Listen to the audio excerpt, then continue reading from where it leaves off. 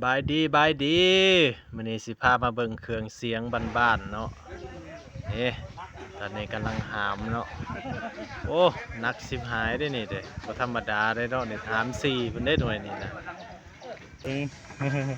เครื่องเสียงบ้านๆเนาะนี่รีวิวเครื่องเสียง สิเป็น power ครับเบสกลางแหลมเนาะมีคอร์ด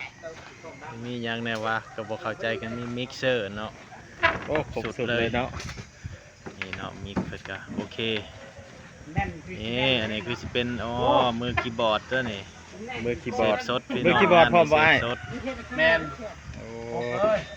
มือคีย์บอร์ดเพิ่นกำลังเตรียมเครื่อ สุ ง ดน้อยสุดใหญ่สุดน้อยบ่นี่ กำลังสิติดตั้งเนาะคันว่าอุปกรณ์เพิ่นนั่นแหละ นี่เนาะเจ้าของ ตัวเทศบาล นี่คือ เจ้า เจ้า ข ข อ อง ง วงเพิ่นนี่ ทางไปได้หมด ยังรออยู่ได้เด้อ ใส่เอิ้นหาได้เพิ่นว่าอยู่เขตเมืองพิณสบายเนาะสุด 4x4 เพิ่นมารับใส่งานมื้อนี้เนาะคักหลายเบส18 นิ้วเสียงกลาง